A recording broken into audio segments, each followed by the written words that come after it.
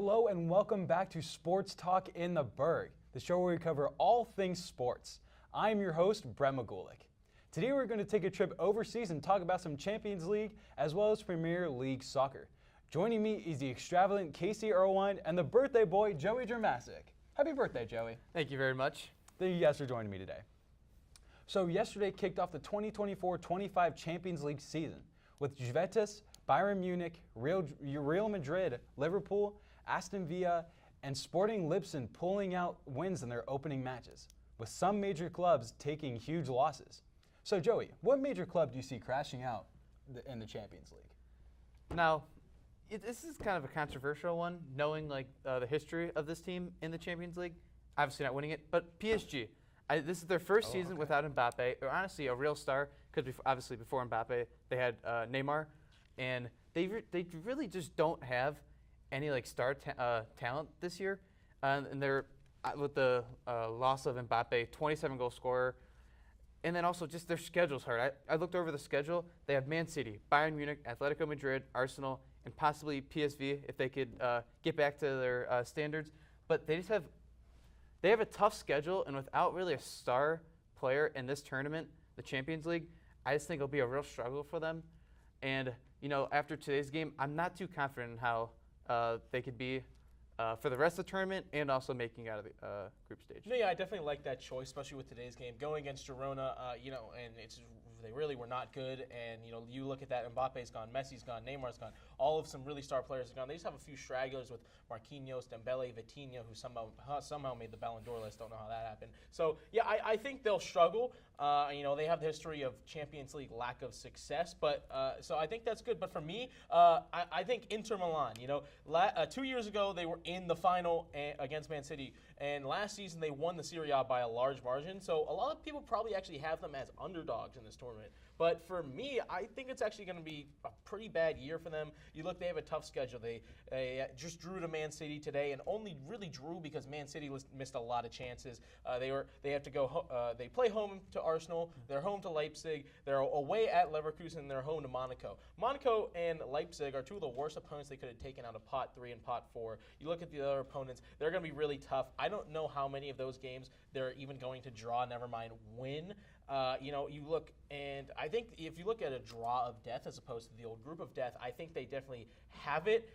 City didn't even have their best player, De Bruyne, in the second half, and I think, I think it's just not going to be a great season. You look at their attack; it was not good today, not clinical. Unless Lautaro Martinez has another explosive season, which I'm not sure if that'll happen. It's just not going to be great on the attack. I think their midfield, besides Barella and Shinalu, I don't think that's too good or doesn't have too much depth. I think it's just going to be disappointing. I just saw Matteo Darmian. I've watched Man United for years. Saw Matteo Darmian. I don't know how he's still in the Inter starting lineup. He was so bad today. So I just think it's going to be a disappointing point for Inter Milan. I think that they'll be the ones to crash out. I know, they might be an underdog pick, especially because they were in the final 2 years ago. But I think it's just going to be tough for them. Yeah, and I'm going to agree with you with that pick too, and also just mainly because these two teams have such hard schedules, and I don't think that their rosters are made for this Champions League this season. Obviously, not looking at the next season. We are in this Champions League. Just started yesterday in Inter Milan and PSG. I would also agree are the two major clubs that I think will be crashing out of the group stage this year. Awesome, thank you. Moving on to Inter Milan's opponent actually today, Manchester City, and their big star, Erling Haaland. He is on the cusp of breaking a huge record held by Cristiano Ronaldo. He can break the record of the fastest player to ever score 100 goals with a club. So, gentlemen, I have to ask, is he the greatest striker in the Premier League right now? Joey, I'll toss this to you. I'm going to say yes, and that is a simple answer. If we're talking about the best player right now in the Premier League, you could not say that without saying Erling Haaland. I think you actually can, to be honest, because I'm going to say it. Oh, with who? Okay. Who can replace Haaland he actually has, as the best Premier League player? I mean, he has players on the same team, De Bruyne and Rodri. Okay, he has the stats.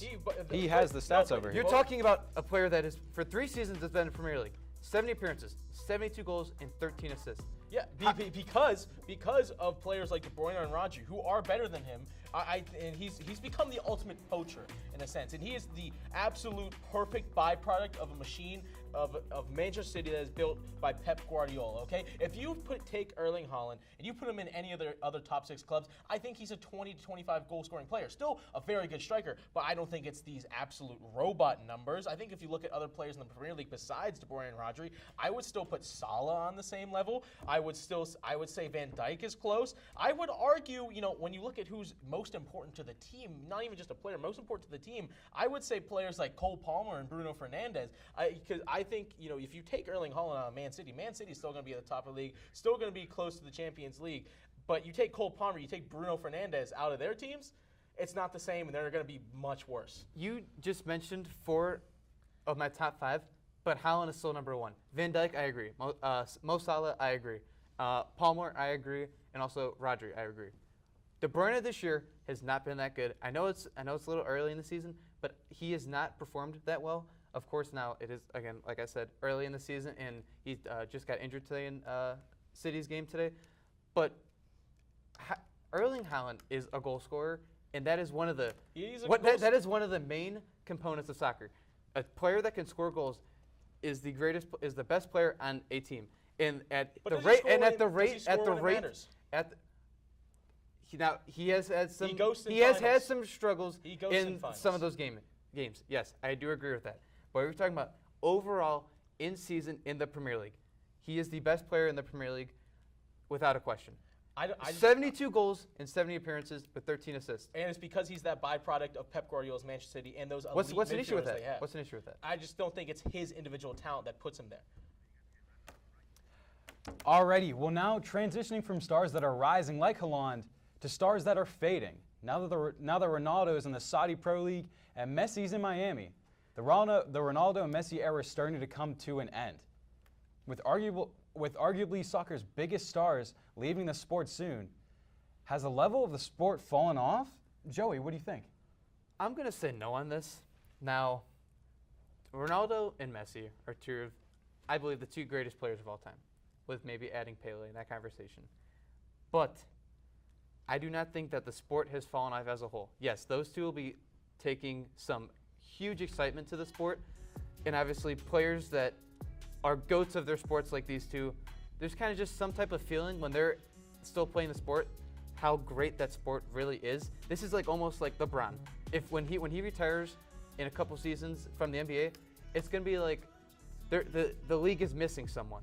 And obviously now I believe that the soccer world has better players than it did back when they started their careers. No way. No, you think it's better now than when they started with the players? Way. I'm not saying no that way. It is a better league or a better sport in general. But has it fallen off completely? No.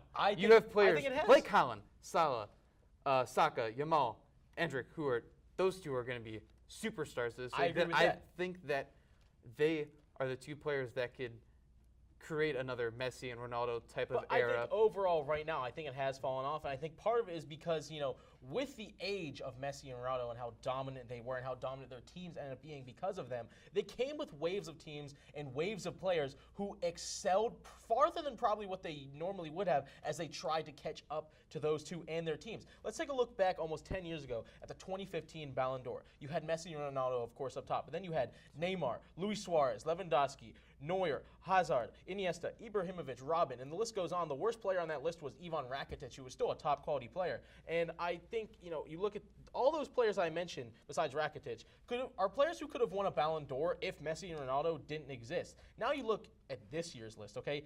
Old Danny Carvajal is a top player to win this year. You have Vinicius. He's the favorite to win. He scored 26 goals this year. You have guys like Lookman, Vitinha, Xhaka, who are on the top 30. And I think it's just, you look at that, and you look at the play on the field. You look at how the players go about it. I think overall, as a sport, I just don't think it's at the same level as it used to be, especially individually. I think maybe as a team, I think part of it's excelled in places as team sport. But individually, I think the sport in general, I think, has fallen off. I think another thing is rivalries, too. I think they're taken too lightly nowadays, and that takes away from it as well. And with the rivalries, what you're saying, I do agree on that. I think some of those old rivalries definitely were better back when they were kind of starting their career and then at the peak of their career. But I just think the teams now, I think, overall are better. Now, yes, some of the top teams, like how it used to be Real Madrid, Barcelona, those teams were the top teams possibly ever. But I think there's just a greater pool of better teams with better quality nowadays. I'd like to thank both of you guys, Joey and Casey, for joining me today for the soccer portion of this show. When we come back, are the Saints for real? And are the Eagles in real trouble? Is Sam Darnold actually good? All that and more when we come back to Sports Talk in the Burgh.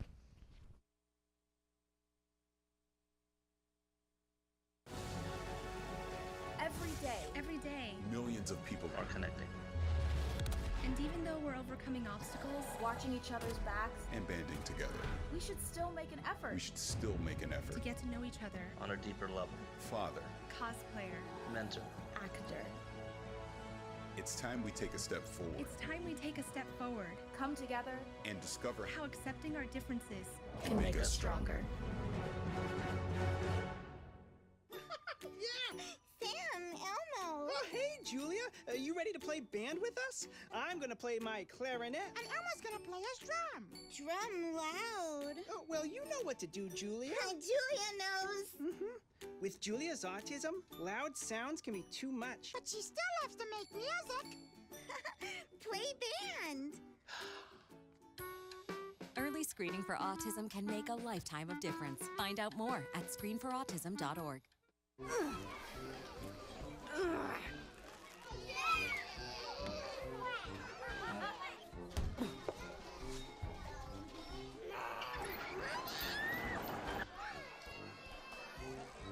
If you love them enough to crawl into a play place to get them to come down, then surely you'll check nhtsa.gov/the-right seat to make sure they're in the right car seat. Can I get the now bar, please? $1. Have a good one. Got it. Hey, what's going on? Hey. Let me get a now bar. Sure. $1. Appreciate you. Got it.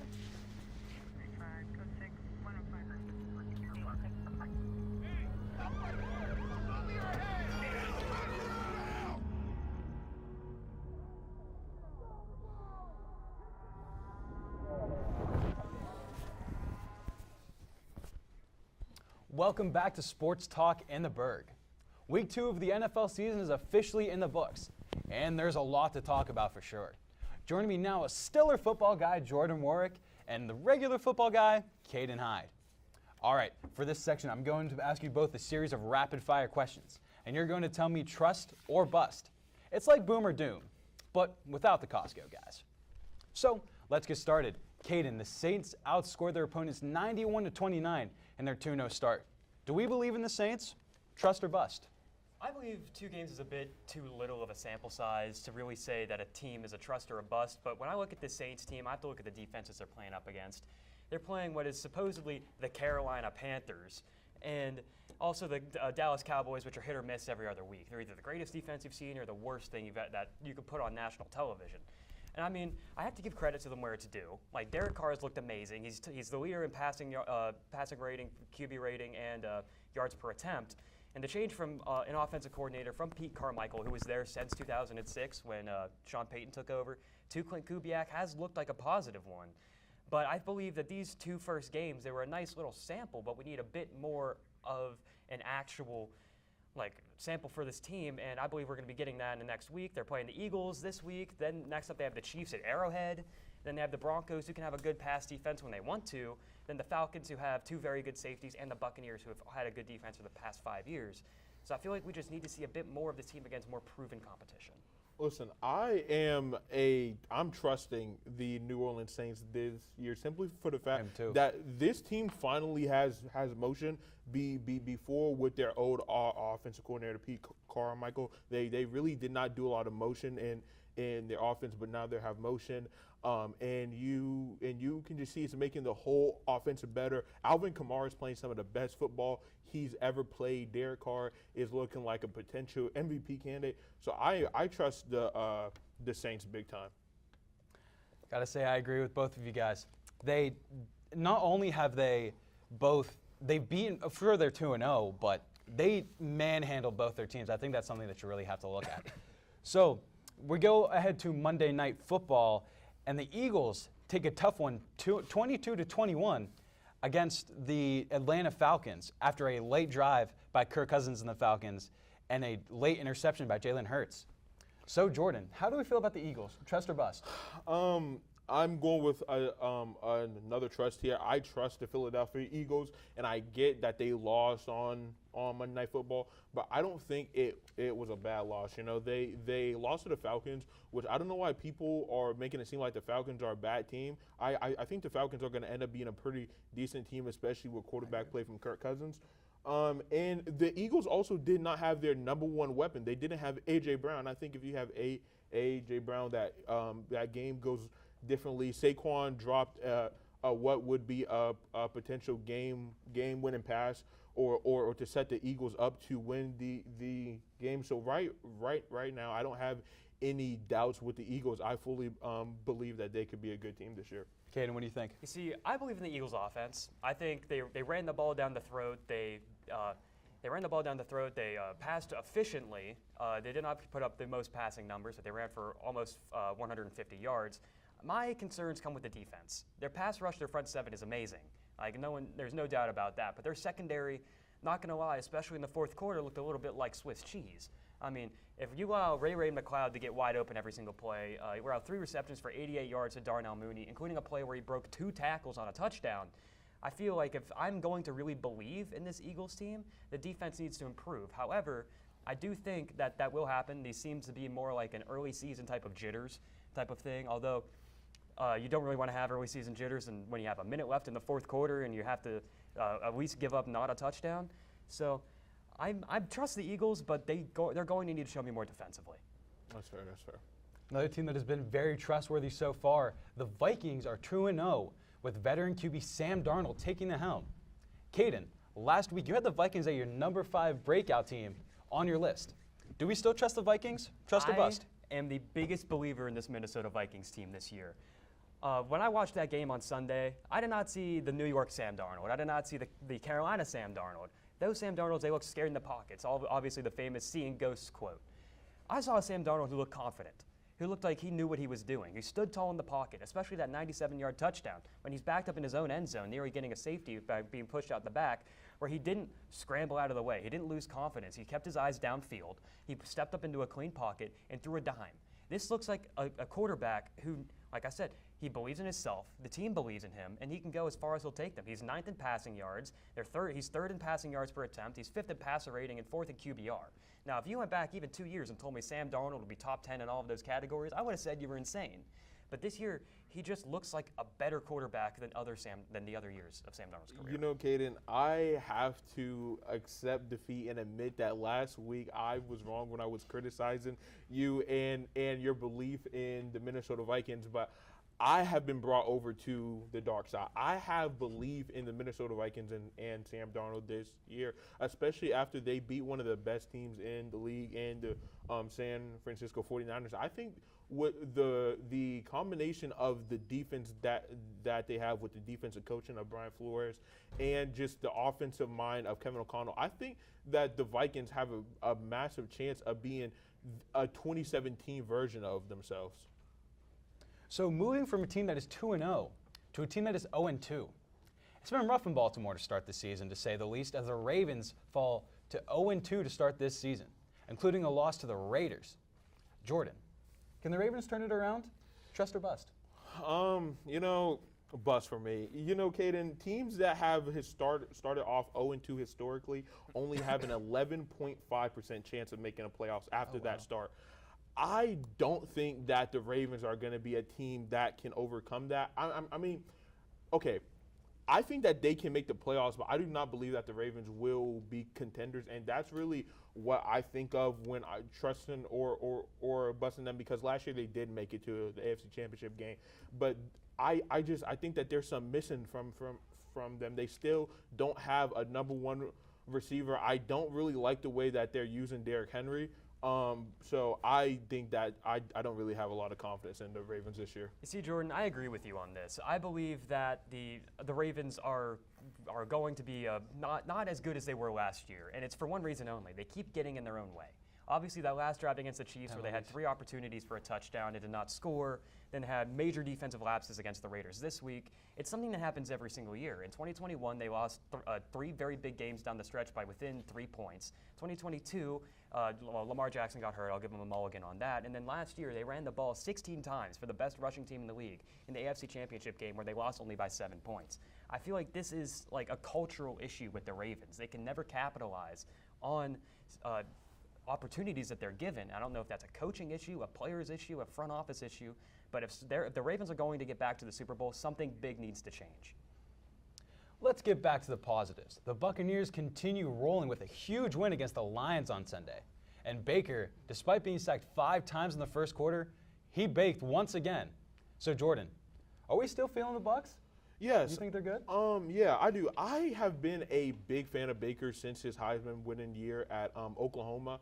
I have a lot of confidence in him and in this Buccaneers team. I was a bit of a hater last year, but after seeing what he did and how he continued being one of the best quarterbacks in the league this year, and we're now seeing the resurgence of Chris Godwin being back to his former self.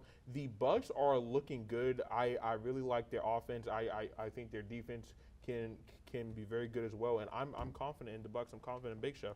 Safe to say Baker is definitely making a name for himself. Caden, what do you think? I could not agree more. All I have to say is Baker's going to bake, and that's what he's done. He's been finally given a great weapons. Chris Godwin, Mike Evans, Rashad White is a good receiving back out of the backfield, and Bucky Irving could be interesting down the road.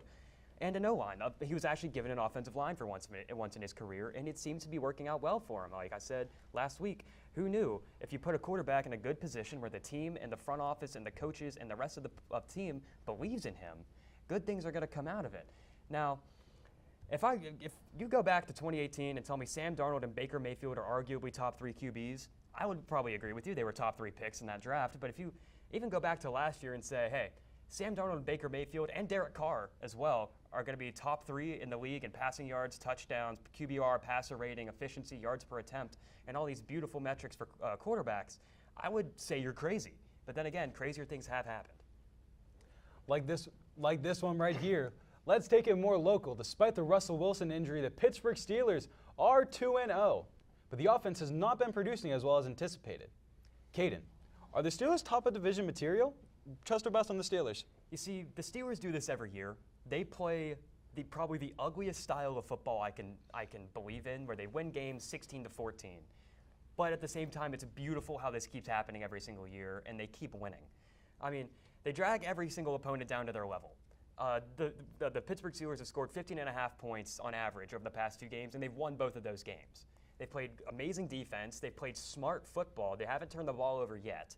And they love to run the ball up the middle. That is going to be this Steelers team's identity, is just to wear you down running the ball and then make you make mistakes on defense. And so far, obviously, the record states it has worked. That's the biggest thing, is that Justin Fields has not turned the ball over. Maybe the offensive numbers haven't been there yet, but he has not turned the ball over. You know, Jordan, what do you think? It's really crazy to me how the Steelers is in the position, the position that they are in right now, because you would think like in the division that they in, with the competition that they have, that the Steelers will probably be middle of the pack.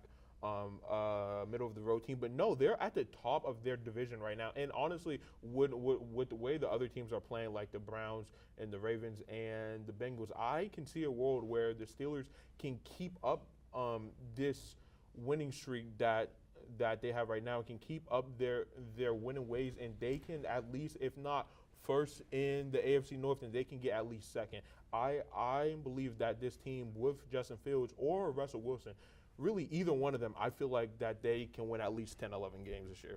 And that is going to do it for our segment, Trust or Bust, ladies and gentlemen. And I say Trust or Bust gets up big, boom.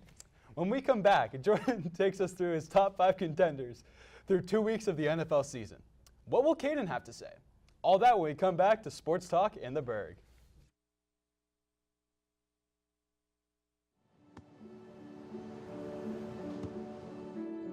I don't remember how it started.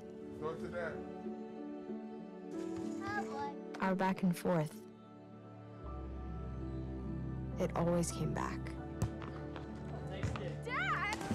You probably don't remember what you told me, That was perfect. but I heard every word.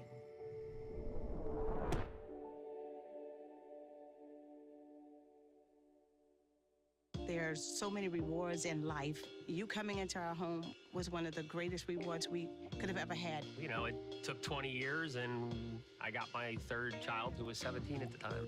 It's so cool to watch the adult that you've become, and you really have done as much for us as you think we've done for you.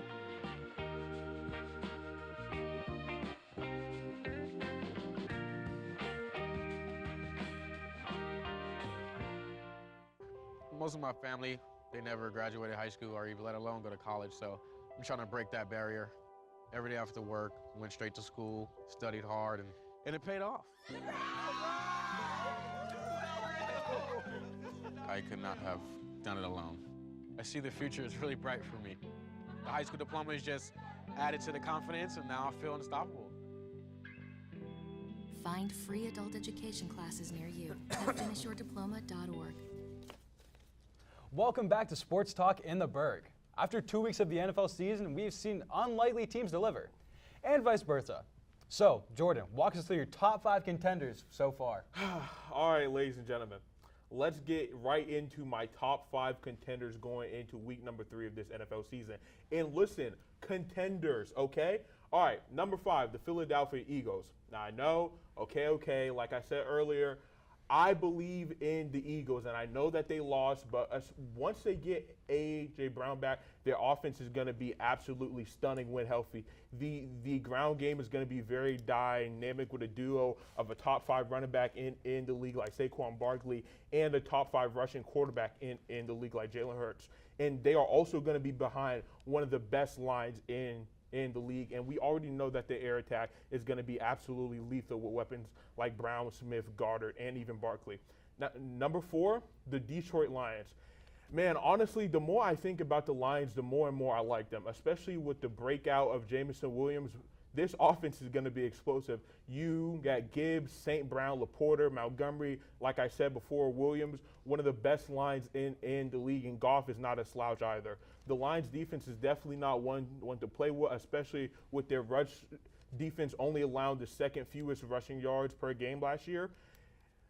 And number 3, we got the San Francisco 49ers. The 49ers are going to be one of those teams that you look back and say, dang, how did none of those teams win a Super Bowl? But the 49ers are going to continue to be one of the top contenders in the leagues for years and years to come. They're always going to be that top upper echelon. But they had their chances so many times, but they've blown their opportunity again and again and again. And they are going to continue to be a good team, even with the losses at CMC and Deebo Samuel, because Shanahan is very, very good at having others step up for him. Number 2 is going to be the Houston Texans.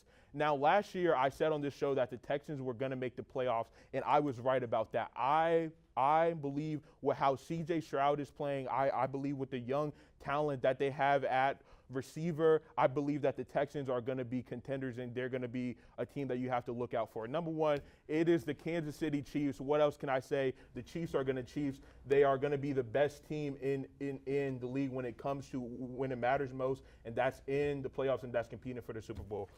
Okay, so first of all, I believe this might be the least offensive list ever. Very lukewarm takes here, Jordan. I believe also that this also might not be the best list ever made because obviously Chiefs number 1, yeah.